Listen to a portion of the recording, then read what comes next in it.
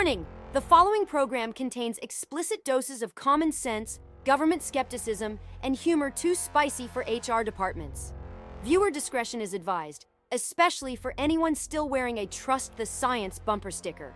What you're about to hear has not been filtered by big media, sanitized by bureaucrats, or fact-checked by interns in pajamas.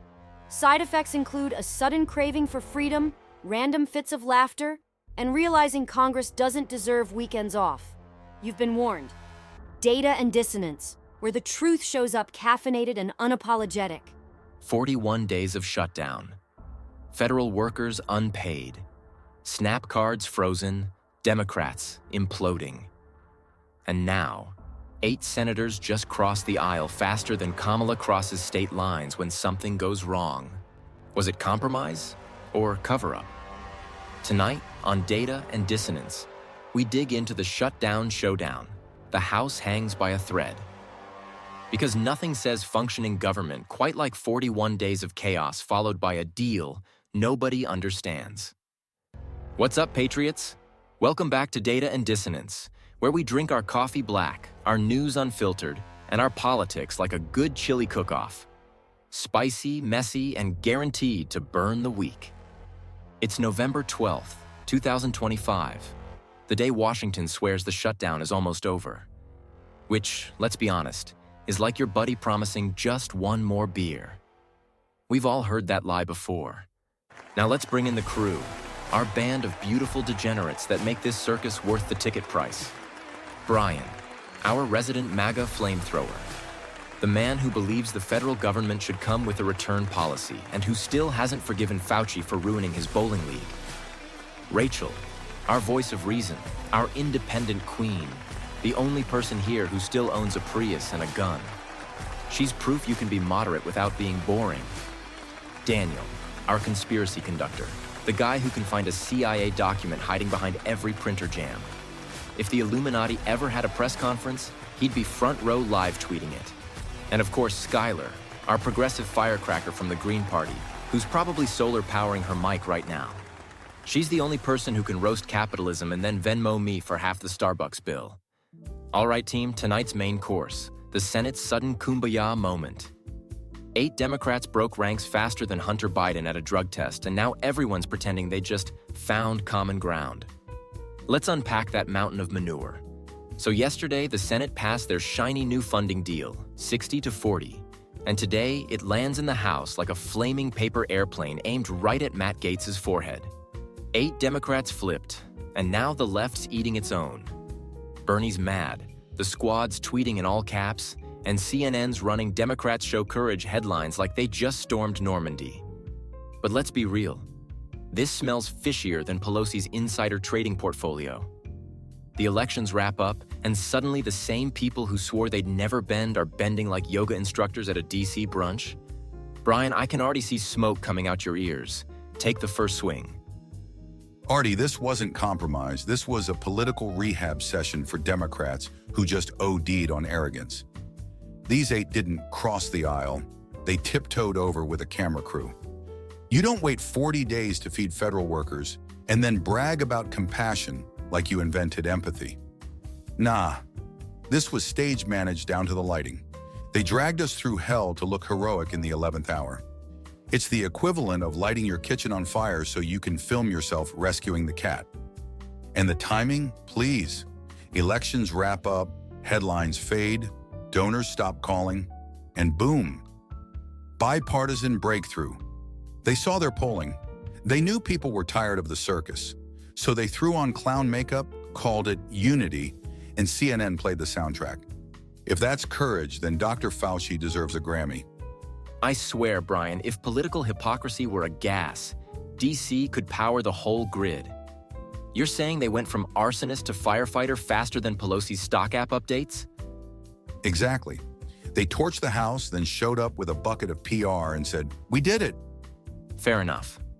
Rachel, you usually give them the benefit of the doubt. You buying any of this for the people talk, or are we watching the world's longest campaign commercial? I'll admit, someone had to end it, but the timing smells worse than a DC food truck burrito in August. For 41 days, Americans were in limbo. Families skipping meals, contractors losing work, federal employees cashing out savings. And right after elections, poof, morality makes a comeback? Come on, this wasn't empathy. It was optics with a side of guilt management. If they truly cared, they'd have done it when people were suffering, not when their polling consultants finished brunch. And now, Democrats are fighting each other. Progressives calling these 8 sellouts, moderates calling them heroes, and Republicans saying, "Welcome to fiscal sanity," for 5 minutes. It's like watching a bad marriage counseling session. Lots of tears, no accountability, and everyone's still broke afterward. So you're saying it's less across the aisle and more across the bar after 3 shots of tequila? Exactly. Temporary courage, hangover guaranteed. Daniel, you've been screaming timing equals tactics all week. Break it down. Is this pure coincidence? Or did somebody schedule this hero moment months ago? Artie, nothing in Washington happens by accident. Not even the coffee refills. Those 8 Democrats were pre-selected like chess pieces. None face re-election next year. Their job was to cross the line, absorb the outrage, and reset the narrative while the rest of the party hides behind them. It's controlled demolition. They knew the shutdown was bleeding public patience, so they flipped right after the elections when outrage fatigue had peaked. Now they get to look responsible. The White House gets to say Democrats led, and the media gets to pretend America's still a Hallmark movie. And let's not forget, the networks had their segments loaded hours before the vote. Historic compromise. Democrats extend a hand. I've seen less coordination in NASA launches. The truth is, this shutdown proved the federal government can disappear for 6 weeks and the country still runs fine. That's what they really fear. Not the shutdown ending, but us realizing we never needed half these bureaucrats in the first place. Damn, Daniel. That's the kind of take that makes C-SPAN start drinking. So basically, this compromise was the dress rehearsal for their next campaign slogan? Exactly. Vote for us. We fixed the problem we caused. That'd look great on a bumper sticker. All right, Skylar. I know you see this from the other side of the fence. Are we being too cynical, or was this whole thing rigged from the start to make both parties look like heroes? No, you're not too cynical. You're finally accurate. Both parties treated the shutdown like a TV series with sweeps week coming up. Every speech, every tweet, every photo op was crafted for clips and donations. The 8 Democrats did what leadership told them. Take the fall, look noble, end the pain before Thanksgiving travel starts. Meanwhile, families who depend on SNAP are rationing ramen and store owners are eating losses, so politicians can pose with American flags and say, "Mission accomplished." You want truth? Here it is. The shutdown was never about money. It was about control. Control of narrative, control of media attention, and control of you and me arguing while they reset the stage. So yeah, I'm glad it's ending, but let's not pretend it was heroism. It was political math with human collateral. Both parties should send refund checks to every American who had to watch the circus on repeat. If that refund comes in the mail, Skylar, it'll bounce faster than Biden's approval rating. But you're dead on. Washington plays with our livelihoods like it's monopoly money. They shut it down, argue for 6 weeks, then call it a win because the lights came back on. So here's the scoreboard, folks. 41 days of shutdown, 41 million excuses, and 8 senators who suddenly remembered they work for you. The House now gets the hot potato, and if history's any guide, they'll drop it in record time. Democrats call it courage, Republicans call it chaos, and America calls it Wednesday. When we come back, Trump versus the BBC, a $1 billion lawsuit and a media meltdown across the pond. Don't go anywhere, unless you're Congress, in which case, you already did. Are you tired of government shutdowns ruining your life? Tired of waiting 41 days for politicians to remember you exist? Introducing the Data and Dissonance Shutdown Survival Kit, the first emergency pack designed by patriots for patriots. Inside, you'll find a roll of "I did my job while they didn't" stickers, because accountability looks great on bumpers. A limited edition DC compost bag for all those bipartisan promises, and a coupon for 50% off our High Lakes coffee blend, so you can stay awake through another congressional solution. But wait, there's more. Order now and we'll throw in a federal employee starter pack, 1 frozen paycheck, 1 IOU, and a framed picture of the 8 Democrats who finally found their conscience. Because when the government shuts down, freedom wakes up. Available exclusively at dataanddissonance.com. Supplies last until the next shutdown, which, judging by Congress, should be any minute now. The Data and Dissonance Shutdown Survival Kit. Stay caffeinated, not compliant. All right, Patriots, buckle up. Our next story takes us across the pond, where President Trump just declared war on Britain's holy cow of propaganda, the BBC. Apparently, their editors decided his January 6th speech needed a few creative improvements. You know, snipping out sentences like peacefully and patriotically, so it looked more like, burn it down and bring snacks. Now Trump's lawyers are gunning for a $1 billion lawsuit claiming defamation, malice, and possibly a terrible British accent. The UK government is scrambling to defend the BBC, saying it's all about free press. But when a state-funded network edits a foreign president's speech to fit its narrative, that's not a press. That's a production studio. So the question tonight, is Trump defending truth or just trolling the global media cartel for fun? Brian, you go first. What's your read on Trump taking on the BBC? Genius move or giant middle finger with a lawsuit attached? Genius, Artie. Absolute genius. Trump finally did what half of us have dreamed about since 2020, putting a price tag on media lies. The BBC has been splicing footage for years. They'll edit a 45-minute speech into a 45-second clip and act like they're doing the Lord's work. Now they got caught red-handed, and the only defense they have is, oops, we were busy fact-checking Piers Morgan. What Trump is doing here is forcing the media to face the same accountability they demand from everybody else. You lie about a plumber, he loses business. You lie about a president, you move stock markets. It's about time someone said, pay up, propagandists. And you gotta love how the BBC is suddenly playing the victim. Trump is threatening press freedom. No, he's threatening your editing software. They call it journalism. I call it TikTok with taxpayer funding. If this lawsuit lands, CNN better start GoFundMe pages right now, because the truth tab is coming due. Man, if CNN starts a GoFundMe, the goal amount's gonna read infinity. You think Trump sends a thank you fruit basket to BBC after this? Maybe a note that says, thanks for editing me into $1 billion? Only if it comes with a gold leaf invoice. All right, Rachel. Brian says this is long overdue justice, but you usually warn about slippery slopes with speech and press. Does Trump have a point here, or is he swinging too hard at the Fourth Estate? I actually think he has a case, and a smart one, but it's also a tightrope. You can't have a free press if you're afraid of litigation, but you also can't have a press that lies with impunity.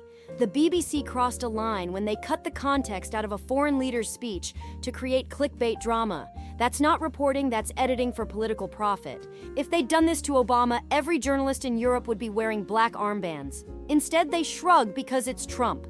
It shows how truth has become tribal. And the irony is rich. The same media that spent years screaming misinformation has turned into its biggest supplier. The lawsuit might not win $1 billion, but it forces a conversation they can't control. And honestly, if it makes one newsroom think twice before editing out the truth, it's worth every penny of Trump's legal fees, which I'm pretty sure he'll cover by selling MAGA Media Accountability NFTs by Friday. Rachel just invented the Trump NFT I'd actually buy. Each one comes with a redacted BBC headline and a free subpoena. Daniel, I see you nodding like you've been waiting for this since Russiagate. What's your take? Coincidence, cover-up, or global media hit job? Oh, it's a hit job with British subtitles. Let's be real. The BBC isn't neutral. It's the PR department for global elites who still can't forgive Trump for messing up their New World Order calendar. They've been angling to discredit him internationally since 2016, and now they finally handed him proof. This wasn't just a bad edit. It was psychological warfare. When you remove context, you rewrite history. They want kids watching that clip 10 years from now thinking Trump incited riots with fire and fury, not a call for peace. That's how you control a generation, by editing its memory. Now, Trump's counterattack is brilliant because it hits them where they never get hit, their wallet and their reputation. He knows they can afford the lawyers, but not the discovery process. Imagine what emails and Slack messages we'll see if this goes to trial. Hey guys, make Trump look crazy, but not too crazy. The truth leaks alone could fund Netflix spin-offs. Netflix original, The BBC Heist, How to Edit Democracy. I'd watch that just to see the credits say, written by anonymous intern number 42. Skylar, I'm curious. You usually go hard for press freedom. Are you worried this lawsuit opens the door for governments to intimidate journalists? Or do you agree the media's been writing its own indictment lately? Look, Artie, I believe in a free press with both hands raised, but I also believe freedom comes with responsibility. And right now, the press is like a teenager with a sports car, reckless, loud, and shocked when they hit a tree. The BBC made a mistake because they've spent years chasing clicks and validation instead of truth. And Trump, for all his chaos, knows how to exploit that. He set the trap and they ran into it like Wile E. Coyote on rocket skates. My fear is that lawsuits like this become the new weapon. Politicians start suing every headline they don't like, but honestly, the media brought this on themselves. If they stuck to facts instead of filters, they wouldn't be in court with $1 billion bill and a PR meltdown.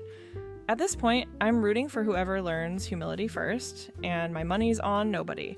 Well said, Skylar. So there you have it. The president versus the press. Round 3,542. If Trump wins, the media owes him $1 billion and a handwritten apology letter in Times New Roman. If he loses, the BBC gets to air another special called Democracy Dies in a Tweet. Either way, the truth's on trial. And this time, the jury is global. When we come back, Berkeley Unhinged, a Turning Point USA event erupts into chaos and the FBI shows up with a clipboard. Free speech on campus? Not if the mob gets there first. Stick around. More chaos, more coffee, more truth, right after this. You're watching BSBC News, where we don't report the news, we improve it. At BSBC, our journalists don't just tell you what happened, we tell you what we wish happened. When facts get in the way, we simply cut them out. Missing context? No problem. Our editors can make peacefully protest sound like storm the gates in under 10 seconds. Need bias? We've got packages. Bronze plan, one misleading headline and a bonus anonymous source. Silver plan, add dramatic lighting and tears from a late-night host. Gold plan, full-scale narrative reversal with complementary moral outrage.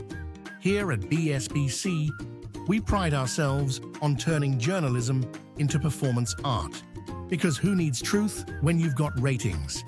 BSBC, proudly serving selective outrage since 2016.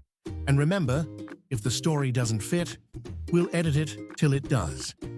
BSBC News, broadcasting selective bias constantly. Now available on all major streaming platforms and Fact Checkers group chats.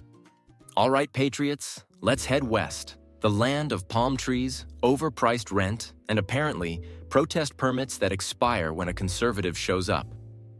Over at UC Berkeley, Turning Point USA hosted a student event with Charlie Kirk, and before the first microphone warmed up, 200 protesters showed up chanting, "Fascists out of Berkeley." Because nothing says diversity of thought quite like lighting trash cans on fire and calling it dialogue. Police got shoved, property got trashed, and now the FBI's poking around to see if it qualifies as political violence. So tonight we're asking, is free speech dead on campus, or just duct taped and tied up behind the student union. Brian, I'll start with you. You've said before that Berkeley's the birthplace of free speech. Looks like they aborted the sequel. What's your take on this riot masquerading as a protest? Artie, Berkeley's been allergic to free speech since it discovered patchouli. These kids claim they're fighting fascism, but they're the only ones wearing matching black uniforms and shouting down people with microphones. That's not activism. That's cosplay for the emotionally fragile. They say words are violence. No, Karen. Violence is violence. If your philosophy crumbles at the sound of opposing ideas, maybe you're not a revolutionary. Maybe you're just overdue for a nap. And let's talk about Charlie Kirk. Dude shows up with statistics and sarcasm, and suddenly it's the apocalypse. They call him dangerous. Dangerous? Bro, his weapon is a PowerPoint. Meanwhile, these protesters are lobbing bottles, screaming no hate, and threatening everyone who disagrees. That's not higher education. That's a group project run by Antifa. So you're saying the new Berkeley motto should be freedom of speech, terms and conditions apply. Honestly, I think the only safe space left on that campus is the police van. Exactly. And they'll probably protest that next for overrepresentation of law enforcement. Rachel, let me throw this at you. You're our voice of reason. Is this just young people venting, or have universities officially replaced debate with fire alarms? Honestly, Artie, this isn't venting. It's indoctrination finally cashing its check. These students are being told every day that disagreement equals hate. You can't run a democracy that way. Debate used to be the heartbeat of college campuses. Now disagreement gets you doxxed and failing grades. And the administration?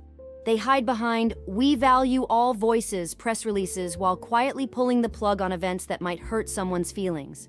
Here's the irony. Berkeley invented the free speech movement in the 60s. Now they cancel speakers faster than Netflix cancels shows with low woke ratings. It's tragic. The same institution that fought for the right to speak truth to power now fights for the right to silence anyone who does. Yeah, somewhere out there, the ghost of the 60s hippies is looking down, going, wait, we chained ourselves to trees for this? And if speech is violence, then, Rachel, I'm pretty sure my last monologue was a war crime. You might need a peace treaty before the next coffee break. Daniel, you've been connecting the dots between media, academia, and the narrative machine. What's your take? Are these kids just puppets? Or is someone upstairs pulling the strings tighter every semester? Artie, this isn't random chaos. It's social engineering with a campus discount. The same donors funding diversity departments are bankrolling activist groups that riot when conservative speakers show up. It's controlled outrage. Feed the students' identity politics, starve them of critical thinking, and boom, you've built a generation that thinks censorship is compassion. Berkeley's administration pretends to be shocked every time, but watch their pattern. Allow the event, let the protest escalate, call the cops late, issue a statement about shared values, and move on like nothing happened. Meanwhile, tuition's $60,000 a year to learn how to hashtag. It's not education anymore, it's indoctrination with better dorm Wi-Fi. The goal isn't to stop hate speech, it's to define hate as anything they hate hearing. You're not wrong. Indoctrination 101, how to riot with confidence.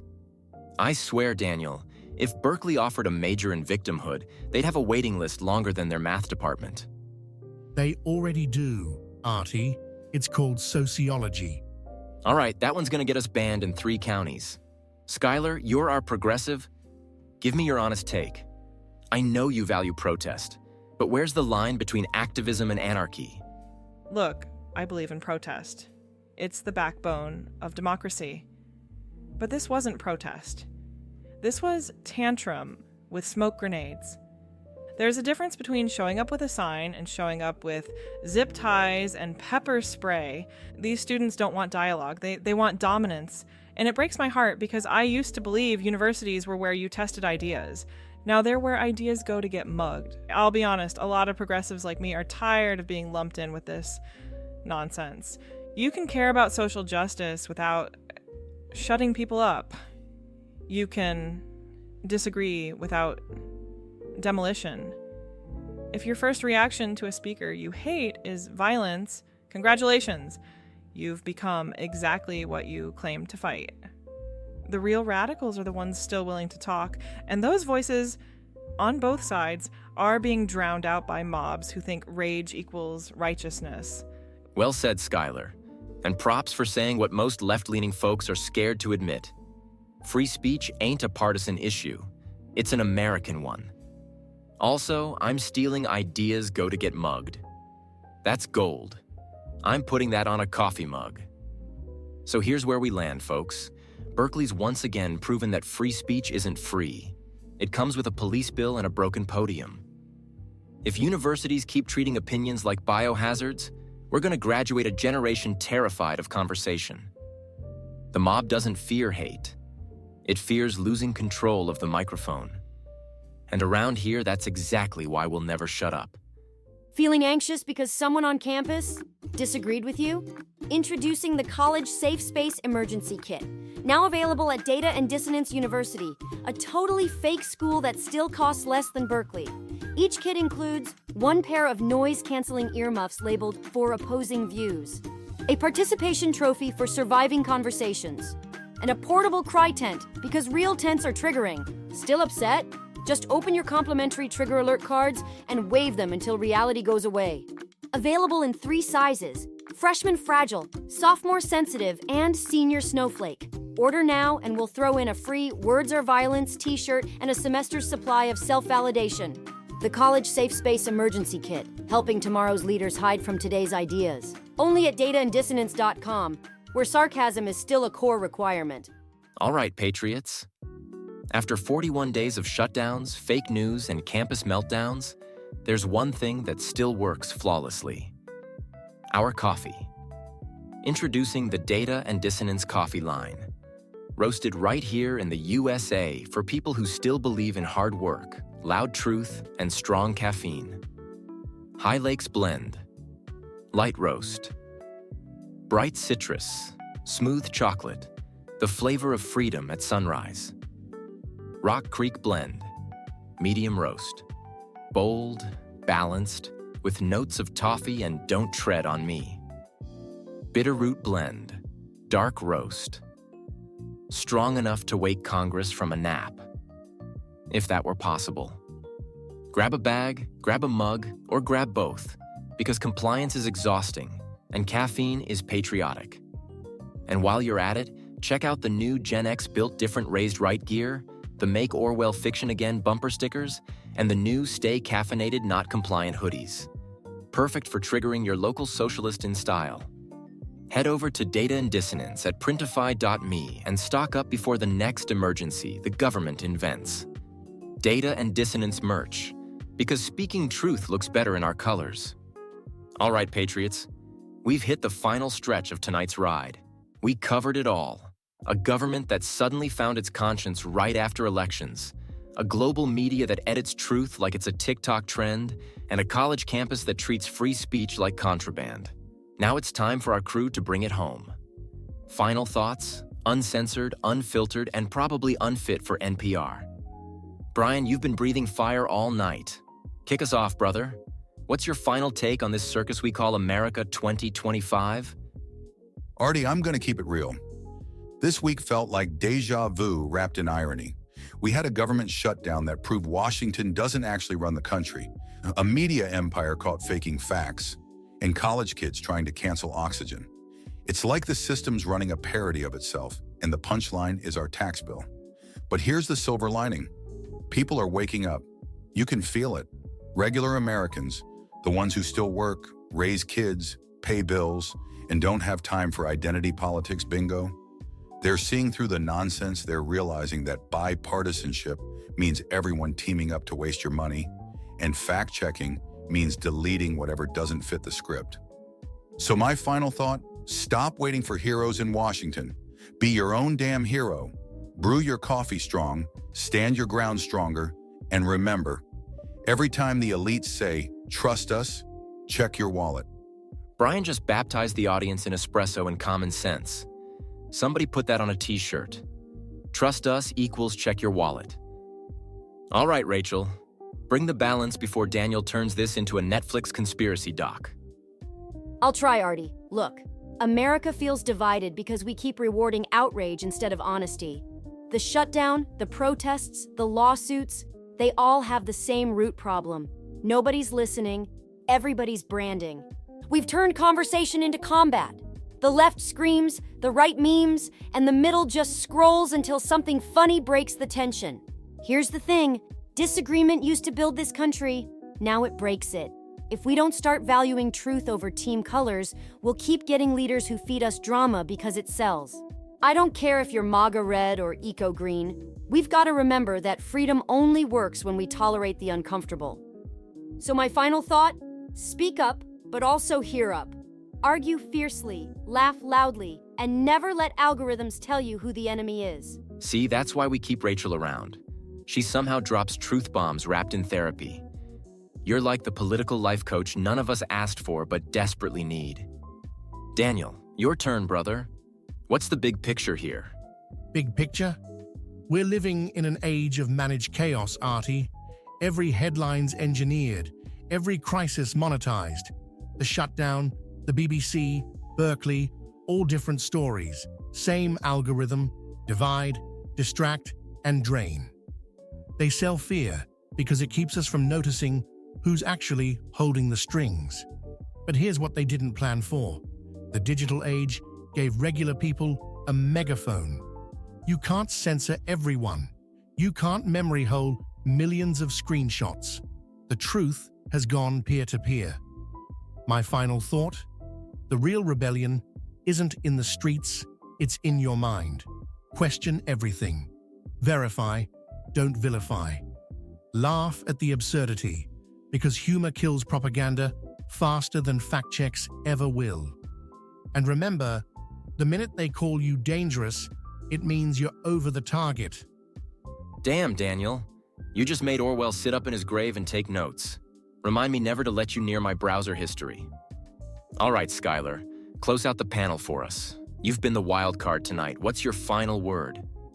Honestly, Artie, I think we're witnessing the growing pains of a country trying to remember who it is. You've got young people raised on social media and older generations raised on sacrifice. And they're talking past each other. One side's scared of losing freedom, the other's scared of losing fairness, and both are getting played by politicians who profit off the fear. We've got to find a middle ground again.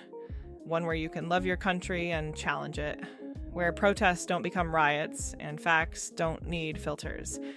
It's okay to be angry, but it's not okay to stop thinking. Real progress isn't burning down what's wrong. It's rebuilding something right. My final thought? We either start choosing reason over rage, or we're gonna meme ourselves into extinction. Well said, Skylar. And that, folks, is the crossroads we stand on. Rage or reason, truth or theater. Tonight, we watched Washington pretend to find unity, the media pretend to find integrity, and Berkeley pretend to find logic. And somehow, we're still here laughing. That's the American superpower. We take the hits, we make the jokes, and we keep building something worth defending. So wherever you are tonight, the truck cab, the night shift, the kitchen table, or the long drive home, remember this. They can cancel shows, censor posts, and edit speeches, but they can't silence everyone. Freedom isn't trending. It's timeless. Until next time, speak truth, stir thought, and never apologize for loving the country that still gives you the mic. That's going to wrap it up for tonight's Data and Dissonance. Huge thanks to my crew, Brian, Rachel, Daniel, and Skylar, for keeping it sharp, loud, and a little unhinged. Make sure to follow, share, and drop us a line. And as always, the conversation continues on Facebook, Spotify, and everywhere freedom still streams. Stay caffeinated, stay free, and remember, tomorrow's truth starts with the questions you're willing to ask today. Tonight's episode of Data and Dissonance was brought to you by the Caleb Rourke Thriller series. The books that prove patriotism isn't dead, it just carries a silencer. Pick up The Covenant Protocol and The Prophet Directive, and get ready for Book 3. Black Echo Rising, dropping December 23rd. Because heroes aren't born in Washington. They're written by Artie J. Roy III,